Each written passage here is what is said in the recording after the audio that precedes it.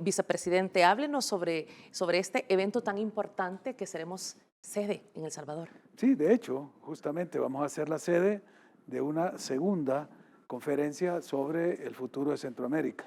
Realizamos la primera el 13 y 14 de diciembre del año pasado, cuando conmemorábamos el bicentenario de la independencia del Reino de España, pero también hacíamos énfasis que a los 200 años de independencia se sumaban 30 años de vigencia del Protocolo de Tegucigalpa, que se firmó en 1991 y que cumplía su 30º aniversario.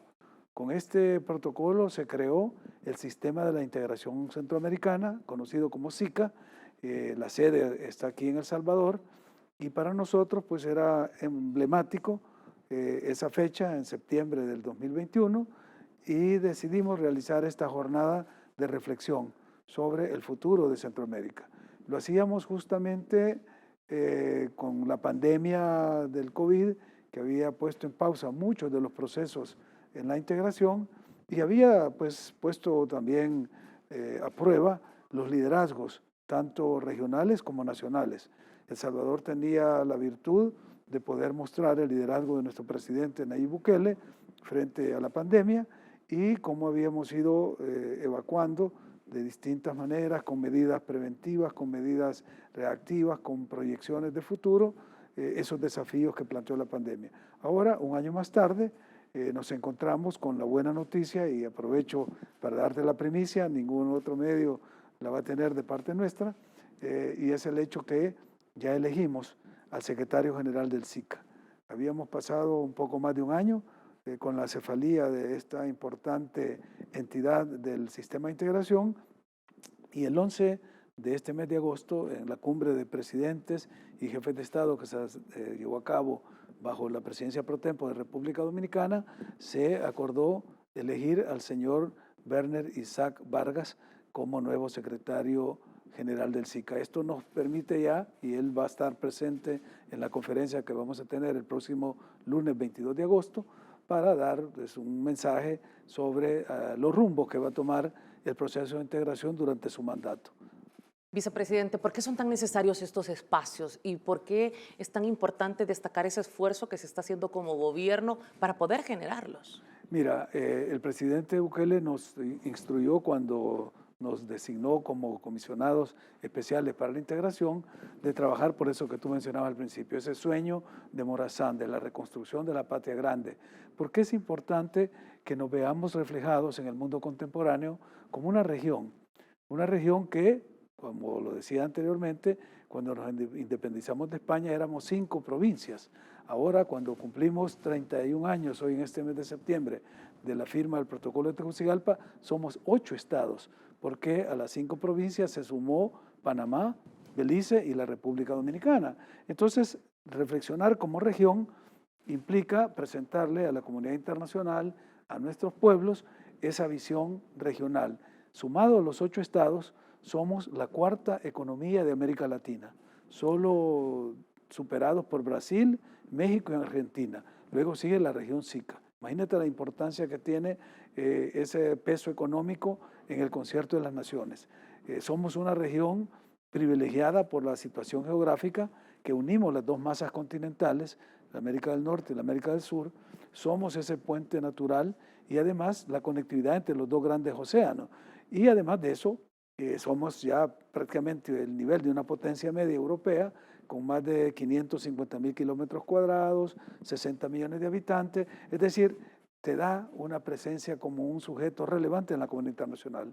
Si lo hacemos desde cada uno de los países, somos muy pequeños. Nosotros tenemos 20.000 kilómetros cuadrados, 7 millones de habitantes aproximadamente, es decir, seríamos casi como la Ciudad de México, menos que la Ciudad de México en tamaño en habitantes. Entonces, para ser relevante en este mundo contemporáneo, se requiere que estemos unidos e integrados. Y justamente el objetivo de esta segunda jornada es reflexionar sobre la posibilidad de trascender de una integración, incluso disfuncional, como ahora existe, a una unión centroamericana, siguiendo los pasos de la Unión Europea, que dio ese salto de ser una comunidad económica europea, de una comunidad de naciones, a una entidad con personalidad propia, que es la Unión Europea.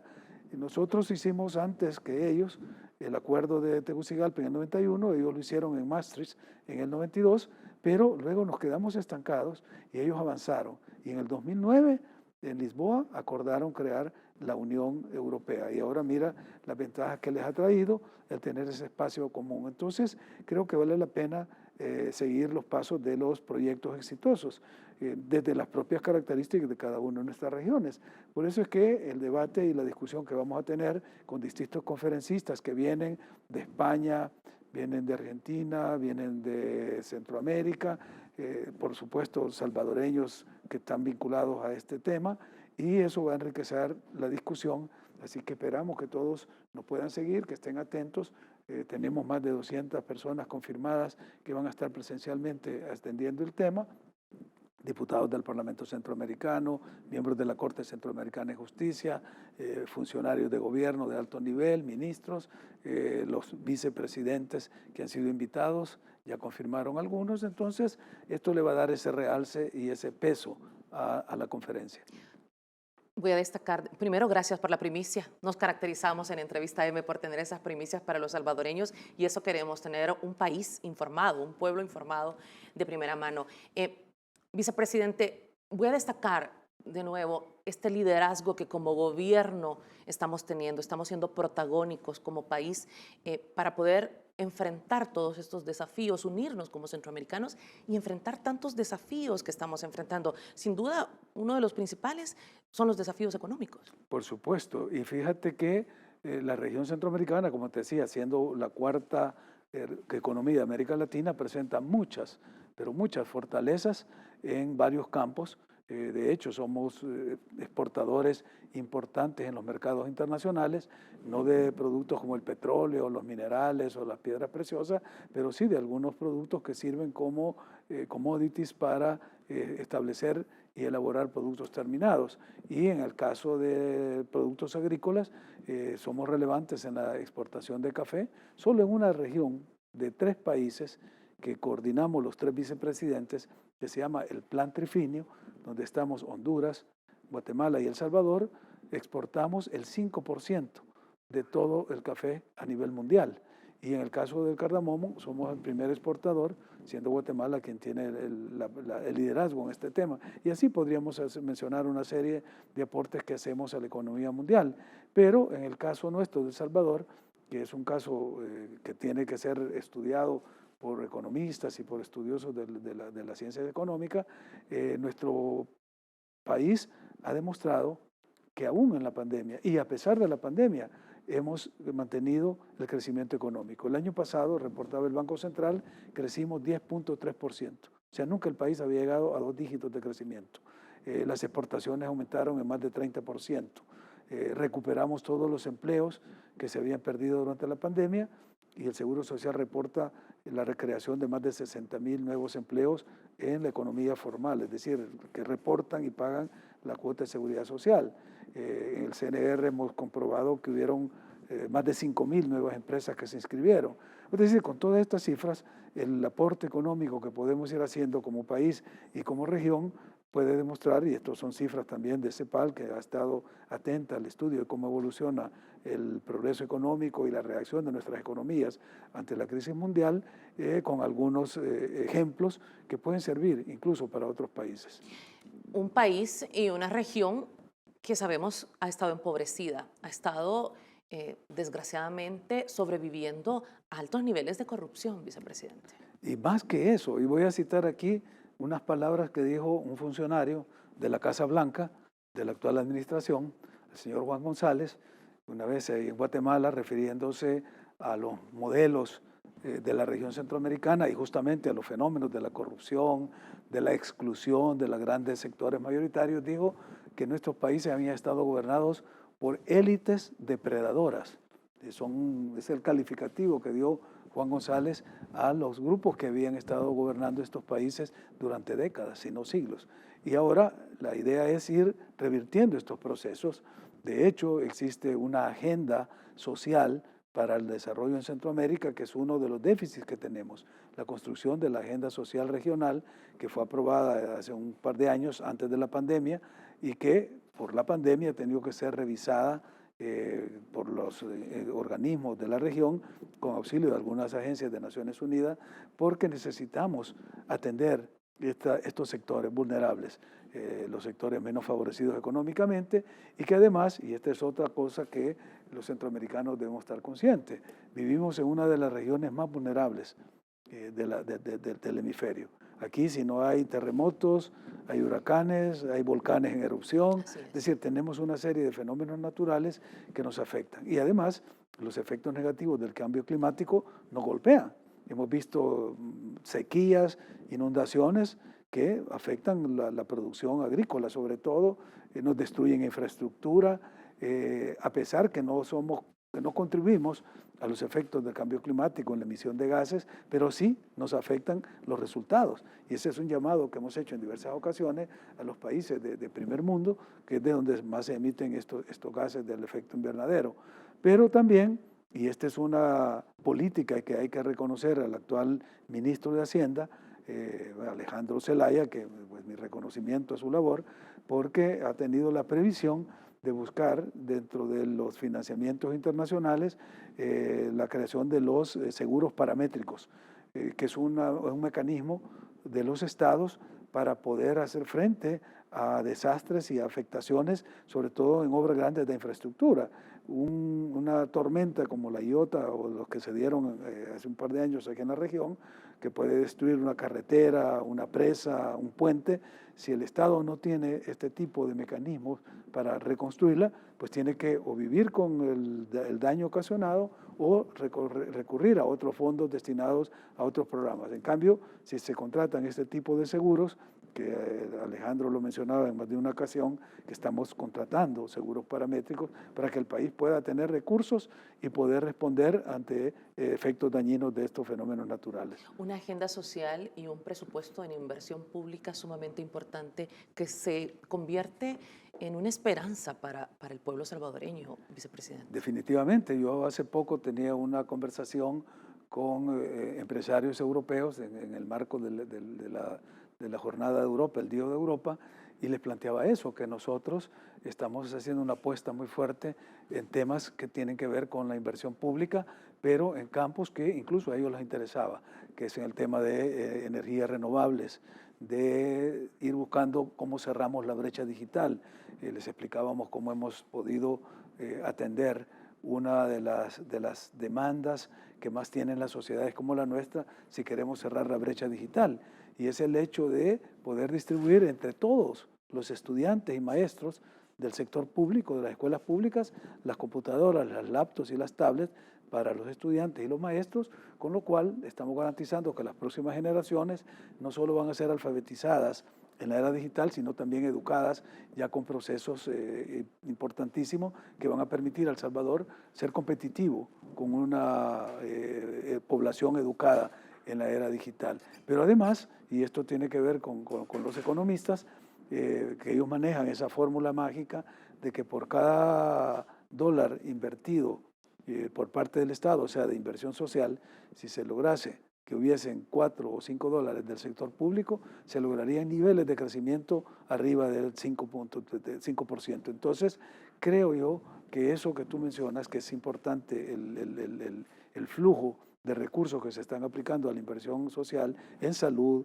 en economía, en seguridad, que es otro tema relevante en este momento, en obras de infraestructura, grandes obras de infraestructura, permiten atraer más inversión privada, tanto la inversión extranjera directa como la inversión nacional. Y que sin duda nos tiene ante los ojos del mundo. No se puede tapar el sol con un dedo, y aunque haya una oposición que, como muchos señalan, poco inteligente en este momento, señalando y en contra de lo que parece ser la imagen del presidente Nayib Bukele, una oposición que no aporta en este momento ante proyectos que se van aprobando en cada plenaria, vicepresidente. Es lamentable ver que no se pueda reconocer, primero, el liderazgo del presidente Bukele, que ha tenido ese talante de poder presentar una serie de iniciativas desde el Ejecutivo a un legislativo, a un órgano legislativo que ahora está en sintonía con el desarrollo de nuestro país, porque estas mismas iniciativas se presentaron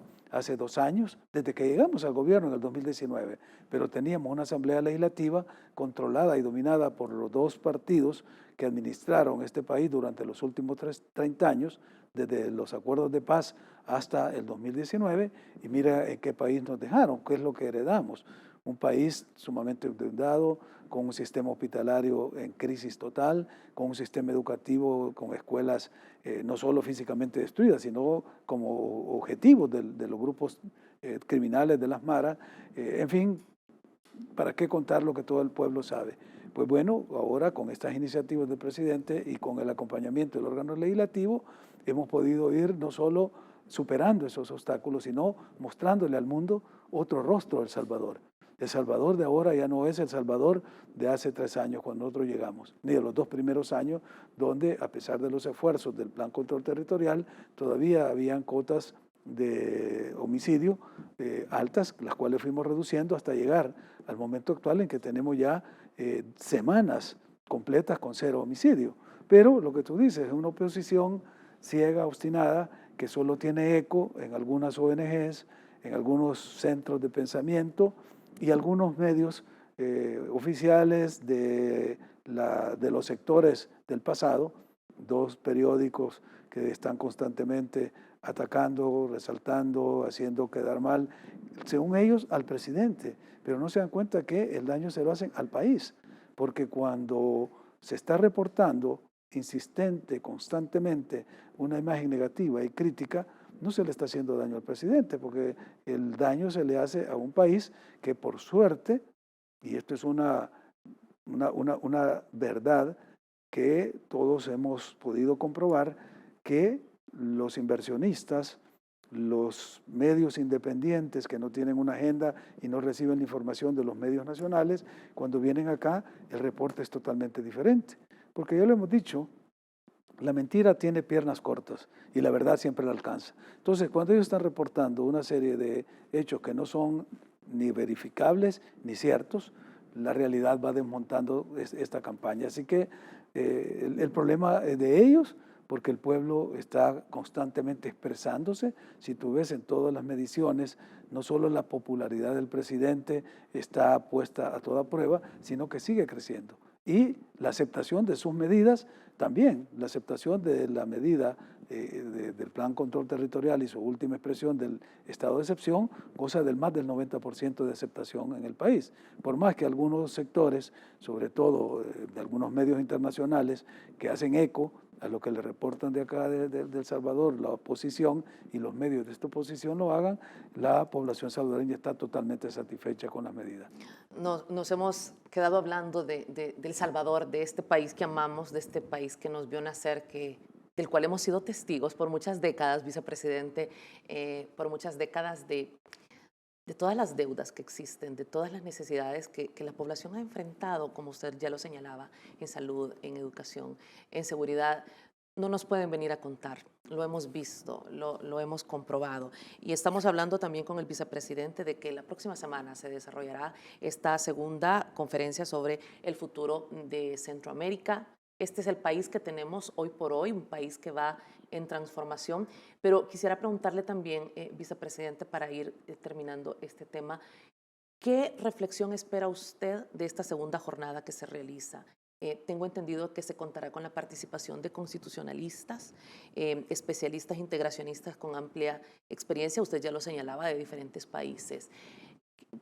¿Qué espera usted que nos pueda caer de reflexión? Aún no inicia, será hasta la próxima semana, pero yo quisiera conocer para que los salvadoreños estemos expectantes. Bueno, mira, de inicio la conferencia ha tenido un ejercicio de reflexión dándole seguimiento a la conferencia del año pasado, y por eso es que en esta ocasión decidimos montar un panel especial de constitucionalistas y abogados, juristas, especialistas en derecho a la integración, porque como te decía, una de las metas es hacer una revisión integral del protocolo de Tegucigalpa. 1991, cuando se firmó el protocolo, todavía en El Salvador no se había firmado la paz. En Guatemala tampoco. Nosotros la firmamos en el 92, Guatemala en el 96. Solo se había firmado la paz en Nicaragua, en los acuerdos de Zapoá. Y entonces el instrumento que se firmó para crear el sistema todavía se enmarcaba dentro de los procesos de pacificación, pero todavía no habían alcanzado la paz. Y por esa visión se dejaron fuera algunas realidades como la que tenemos ahora. Una de ellas, que constantemente es objeto de pronunciamiento de muchos jefes de Estado, es el funcionamiento del Parlamento Centroamericano. Yo he estado presente en varias de las reuniones, en algunas de ellas, cuando instalamos la Junta Directiva en el 2019, el entonces electo presidente de Guatemala dijo, el Parlamento Centroamericano o lo hacemos funcionar o lo cerramos.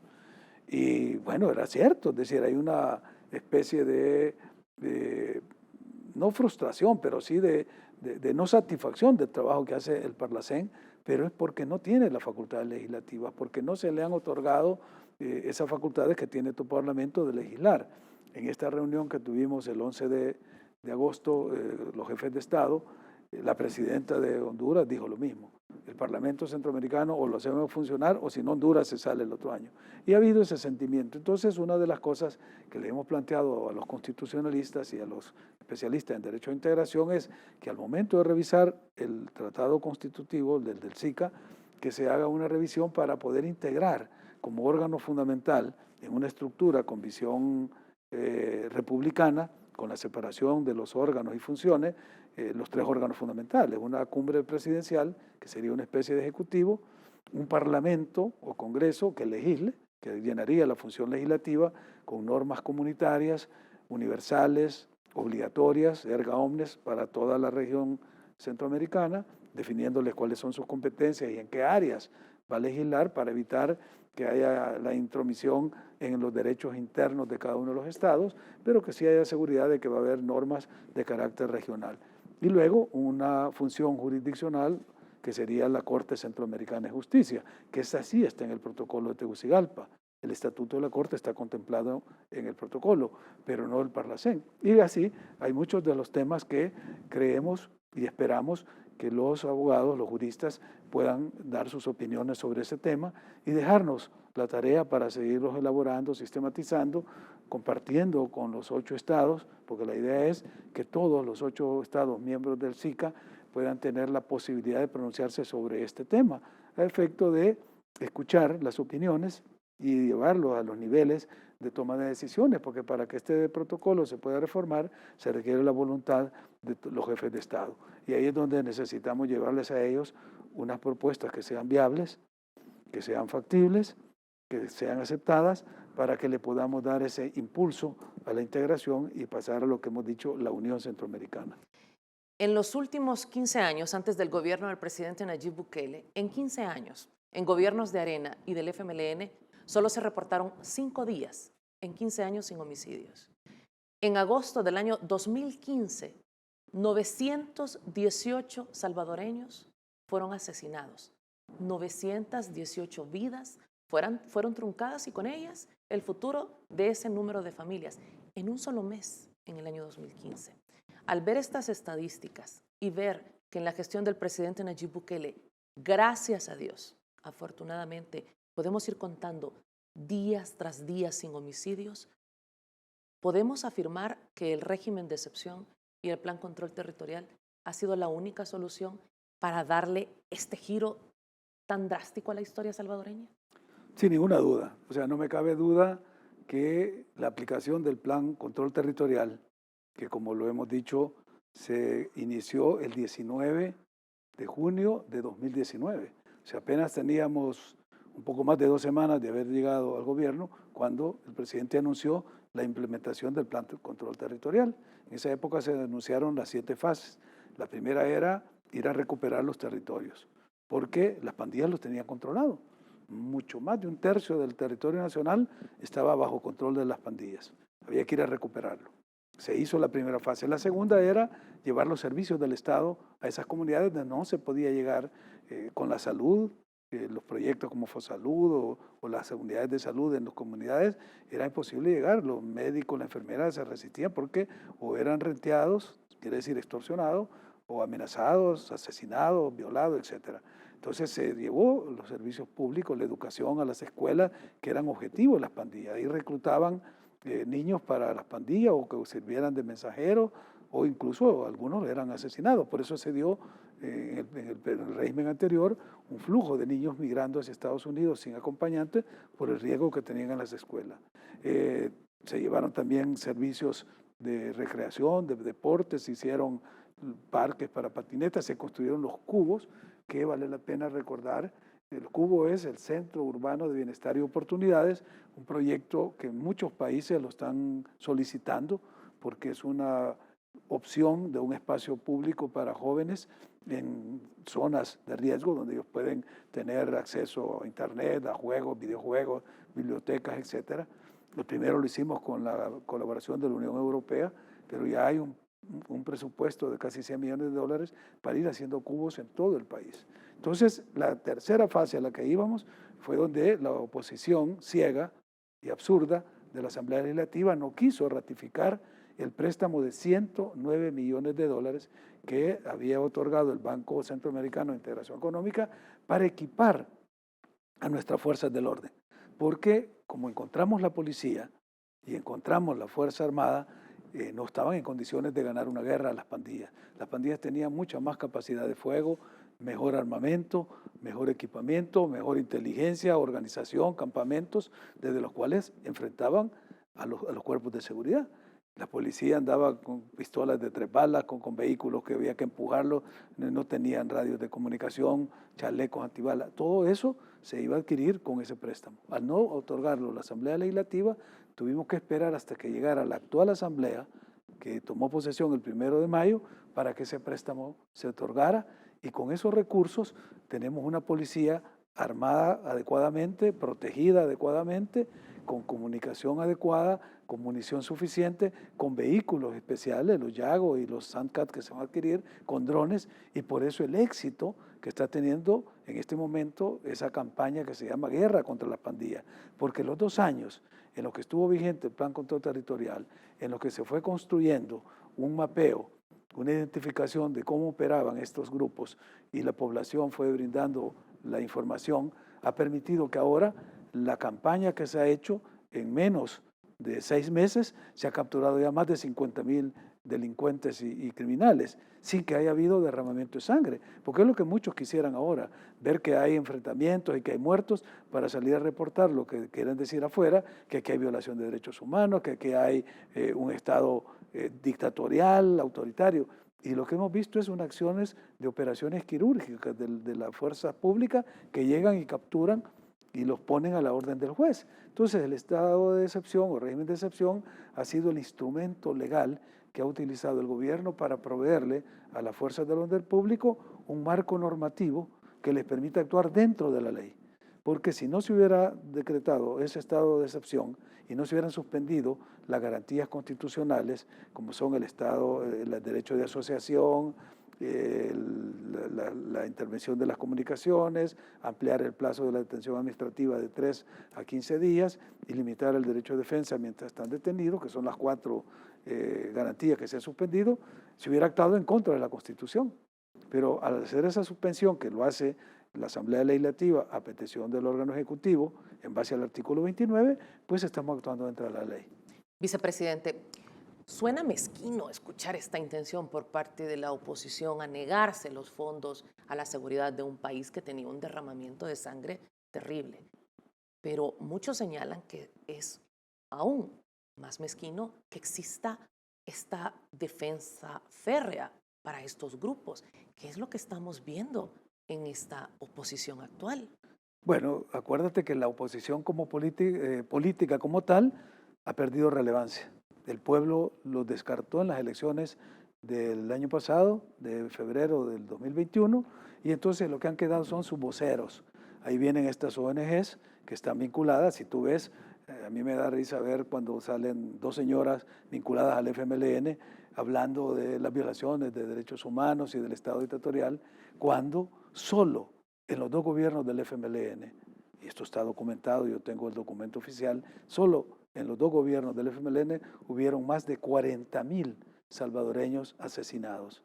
Es decir, esos datos son escalofriantes y ahora salen estos voceros rasgándose las vestiduras cuando en ese periodo pues eran parte de la ONG que recibían financiamiento ilegal de parte de la Asamblea Legislativa de la época. Por otra parte, hay otros grupos fuera del país que hacen eco de estas denuncias porque tienen su propia agenda. Y como decíamos, el estar atacando al presidente Bukele creen que le hacen daño al presidente y lo que hacen daño es al país. Y además se van poniendo ellos al descubierto, porque cuando critican el estado de excepción y empiezan a señalar las fallas que tiene, porque no podemos negar, hay errores, se han cometido errores como toda obra humana y el esfuerzo es corregirlos, pero eso es la excepción que confirma la regla. La regla es que la operación es exitosa cuando más del 95% de las capturas han sido validadas por los jueces y las detenciones están hechas en base a derecho. ¿Por qué? Porque no se trata, como en el pasado, de que la policía capturaba a un grupo de criminales, lo ponía a la orden del juez y inmediatamente salían por la otra puerta, porque las pruebas, las evidencias no estaban bien fundamentadas, porque el plazo no era suficiente, por eso se ha ampliado a 15 días, o porque los jueces estaban vinculados con las pandillas o estaban atemorizados, porque muchos jueces eran atemorizados, y eso es la situación que hemos visto que ha cambiado radicalmente ahora.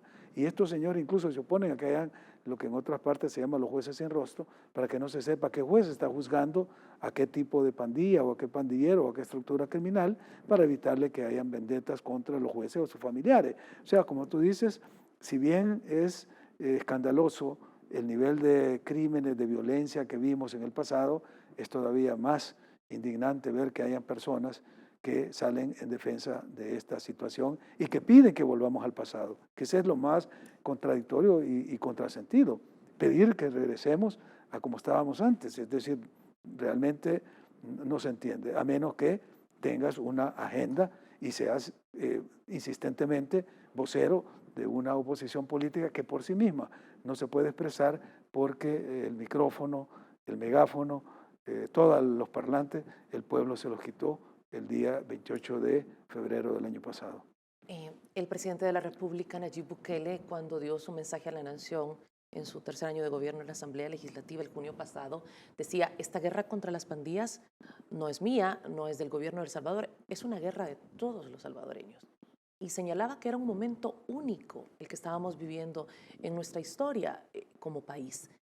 En su opinión, vicepresidente, viendo la muestra de 9 de cada 10 salvadoreños que están aprobando esta guerra contra las pandillas, ¿está decidido el país a poder abrazar esta idea del gobierno, del presidente y poder decir, este es el camino y no hay marcha atrás?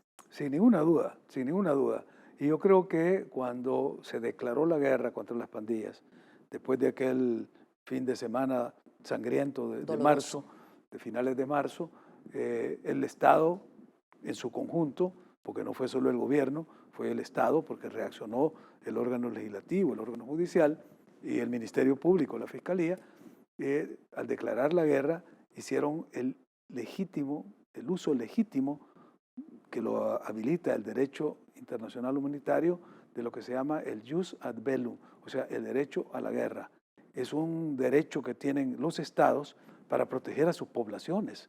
El Estado salvadoreño salió en defensa de la población salvadoreña contra un enemigo despiadado, cruel, que asesinaba, que extorsionaba, que violaba, que desaparecía a la ciudadanía honrada y trabajadora. Entonces, cuando la población percibe de que en esta ocasión sí hay las posibilidades de ganar esta guerra, porque tenemos toda la información de inteligencia recabada en el Plan de Control Territorial, tenemos nuestras fuerzas del orden bien equipadas, estimuladas, motivadas, porque esa era otra cuestión. Los policías, cuando estaban los gobiernos anteriores, no solo estaban desmotivados, sino que tenían condiciones laborales precarias.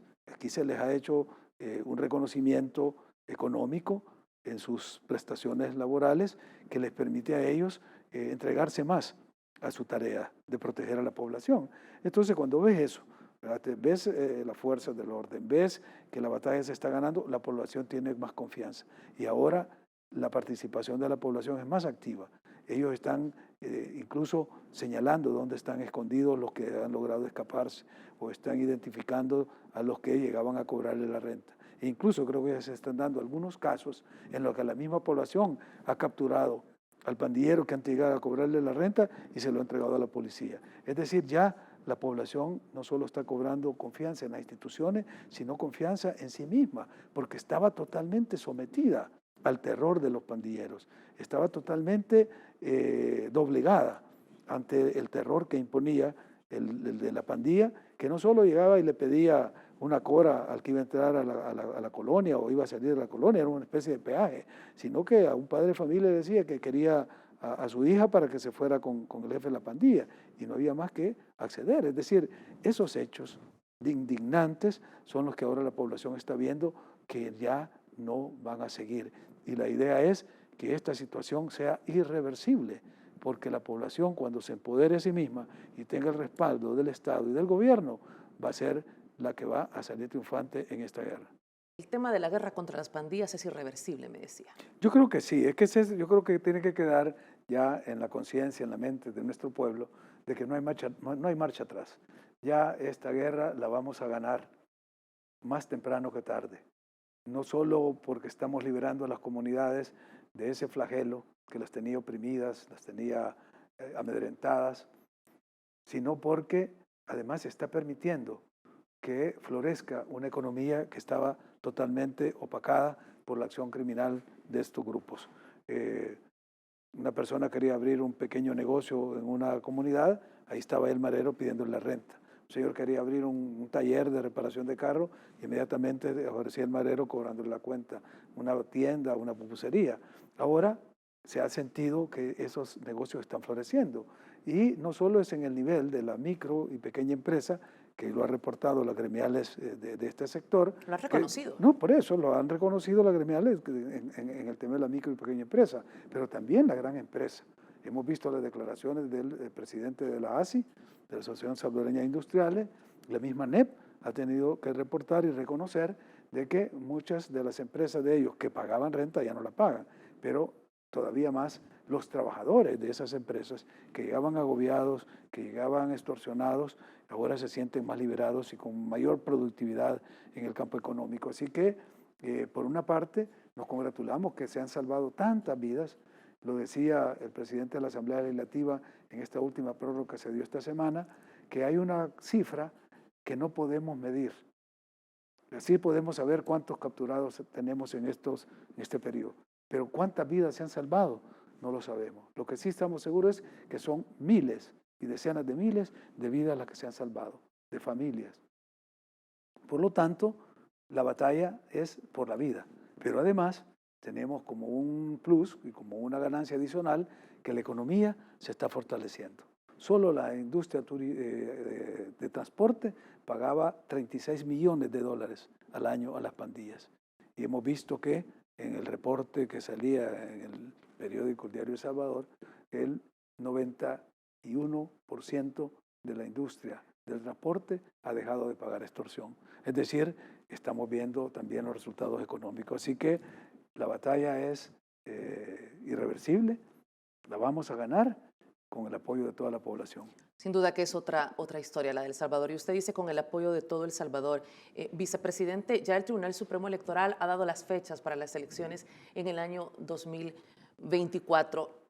¿Será un año donde los salvadoreños tendrán el poder de ir y decidir quiénes serán sus gobernantes? Tanto, ya lo veíamos en la nota, la presidencia, la vicepresidencia, diputados, alcaldes.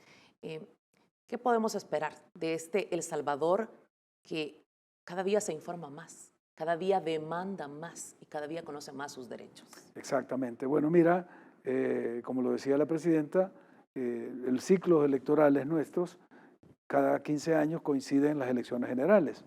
Dentro de esos 15 años tenemos elecciones, 3 años para las municipales y legislativas, 5 años para presidente, y por eso es que las formas impares en que se dan no permiten que haya una regularidad durante todo el tiempo, sino que cada 15 años. Tenemos 2 experiencias desde la firma de los acuerdos de paz y la entrada en vigencia de la nueva legislación electoral. En el 1994 tuvimos elecciones generales y se hicieron todas el mismo día, las 4. Presidentes, diputados, parlacen y consejos municipales. La siguiente ciclo, que fue en el 2009, se separaron. Hubieron las elecciones municipales legislativas y las presidenciales. Ahora, en el 2022, la opción es otra vez separarla. Entonces yo creo que se está siguiendo la normativa como se ha señalado. 2024, Perdón, sí, el 2024. Decía que lo anunciaban hoy en el 2022 porque el tribunal toma la decisión de establecer la fecha de elecciones porque para efectos de calendario electoral ese es un punto de referencia. Entonces se dice para contar los plazos, ¿verdad? Tantos días antes del día de la elección o tantos meses, o sea que el calendario electoral no empieza el 2024, empieza desde el 2023. Legalmente, un año antes no se puede, por ejemplo, un año antes de la fecha de elección, no se puede cambiar de domicilio. O sea, tú vas a tener que votar en el DUI si no cambiaste tu dirección antes de un año en el lugar que aparece. Si ya has cambiado por razones de trabajo, por razones familiares a otro municipio, no vas a poder votar. Por eso es que contamos esta fecha. Y además, porque en la práctica ya la oposición está en campaña. Es decir, tú no creas que todas estas críticas al gobierno, al presidente, son gratuitas. Es decir, para ellos, si no empiezan a hacer todo este trabajo, que supuestamente hay un desgaste normal en el ejercicio del poder, todo presidente en los primeros 100 días es súper bien evaluado, pero luego empieza el desgaste y empieza a caer. Entonces la apuesta de ellos es a desgastar la imagen del presidente con estas críticas permanentes, pero el efecto es al contrario.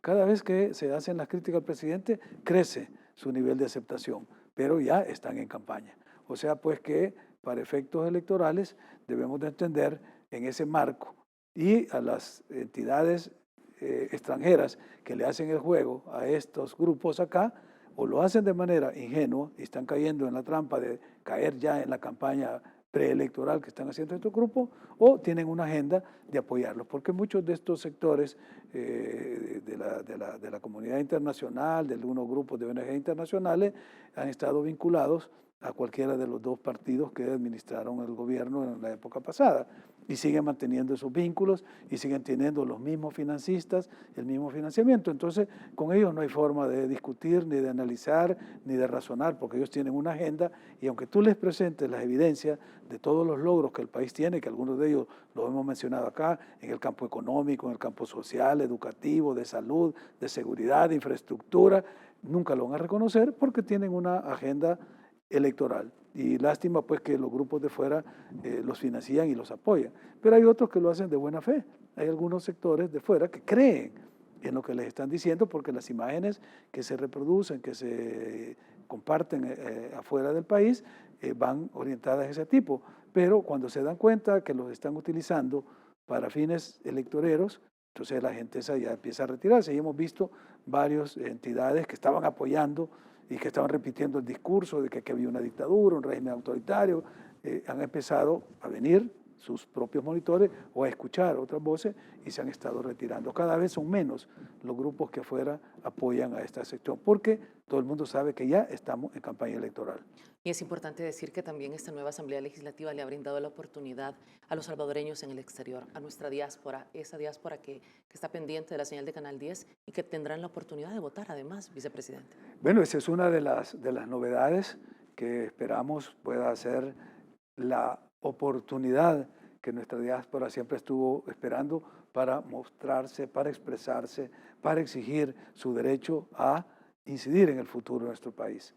Esa es la tercera vez que se iría a una elección con la participación de la diáspora.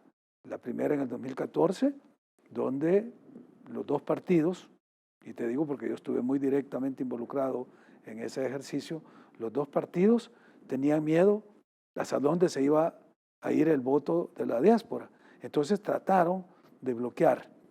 Teníamos 89,000 salvadoreños con DUIs vigentes que no les permitieron votar porque tenían dirección del Salvador y no de los países donde vivían. Habían 50,000 DUIs que estaban vencidos, que se pidió un decreto especial solo para que votaran. Si hubiéramos aceptado esos dos universos, hubiéramos tenido más de 140,000 salvadoreños aptos para votar. Sin embargo, se dijo no, tienen que ir a sacar el nuevo DUI. Fue una campaña de decepción para muchos salvadoreños que tuvieron que ir a sacar el nuevo DUI, se colapsaron los DUI centros, apenas se lograron registrar 10.000 con mucho esfuerzo y al final solo votaron como 4.000. En esta segunda elección que se dio en el 2019 fue lo contrario.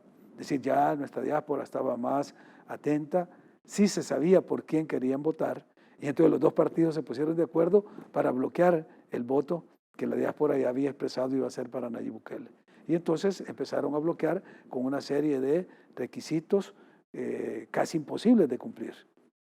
Había que ir, registrarse, sacar una hoja, llenar la hoja, escanear esa hoja, mandarla al tribunal, de ahí que se inscribiera. Bueno, mi hija, que vive en Ottawa, hizo todo el trámite y cuando estaba escaneando la hoja para mandarla, hizo 10 intentos y no podía.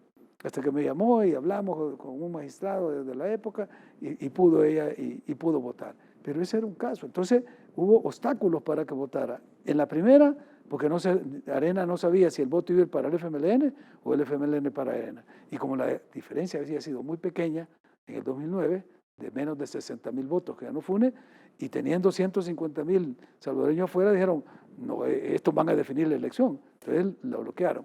En esta no, aquí ya sabían que era para Bukele, entonces los dos partidos se pusieron de acuerdo en el tribunal y entorpecieron el voto. Ahora las condiciones son diferentes. Hay la posibilidad de que haya el voto de manera electrónica que va a permitir a nuestra diáspora poder hacerlo de manera ágil, sin necesidad de los conglomerados o de tener en los consulados si se hace presencial o de tener que enviarlos por la vía postal. Es decir, eso creo que ya estaba maduro el proyecto, la Asamblea Legislativa tiene en sus manos la posibilidad de aprobar esta legislación, esta ley para el voto desde el exterior y esperamos que sea tanto seguro y ágil para nuestra diáspora como garantizado de que se va a respetar y que el salvadoreño que vote fuera del país, su voto va a contar para quien él lo deposite. Para despedirme, vicepresidente, no puedo dejar de preguntarle, hay una sentencia en materia electoral de la sala, ahora que trae el nombre del presidente Nayib Bukele a la mesa. Quisiera que me hablara sobre esta decisión de la sala. Bueno, mira, la sala actual lo que ha hecho es interpretar un artículo de la Constitución, el 152, que establece los requisitos para poder optar al cargo de presidente. Es un artículo que está redactado de una manera muy ambigua. En un estudio que hicimos en el 2014, cuando se iba a presentar el expresidente Saca, que había sido presidente y se iba a presentar, encontramos 3 definiciones del periodo inmediato anterior, que es lo que establece, que dice que el que haya ejercido la presidencia del periodo inmediato anterior, y esas interpretaciones, al final, la sala que fue electa entre 2009 y 2014, de los llamados 4 magníficos, dijo que había que esperar 2 periodos, o sea, 10 años para que alguien que hubiera ejercido la presidencia se pudiera presentar. La dedicatoria era directamente contra Mauricio Funes para que no se pudiera presentar, porque decían que había un pacto entre Funes y Saca de que se iban a estar eligiendo uno y el otro. No fue contra Saca porque Saca ya estaba inscrito. Y la sentencia la dieron después que Saca perdió las elecciones. Si Saca lo hubiera ganado, quién sabe si hubieran dado esa sentencia. O sea, queda a criterio de los jueces o magistrados de la Sala de lo Constitucional. Esta sala vino ahora y cambió esa jurisprudencia constitucional y dijo que el que ejerce la presidencia de la República no dice que puede reelegirse, porque ahí sería inconstitucional y daría derecho a la insurrección y todos estaríamos contra eso, que dijera el presidente se puede reelegir. No, dice el que ejerza la presidencia tiene que renunciar 6 meses antes e inscribirse como candidato. O sea, el derecho es inscribirse como candidato. Si se reelige o no, eso lo va a decidir el pueblo soberano. O sea, pues que ha habilitado la sentencia para que la persona que ejerce la presidencia de la República no tenga que esperar ni 5 años ni 10 años, sino que simplemente deja el cargo 6 meses antes de la fecha en que debe de entregar el poder y se inscribe como candidato. Inscrito como candidato, es el pueblo el que lo decide si lo reelige o no lo reelige. Así está la situación.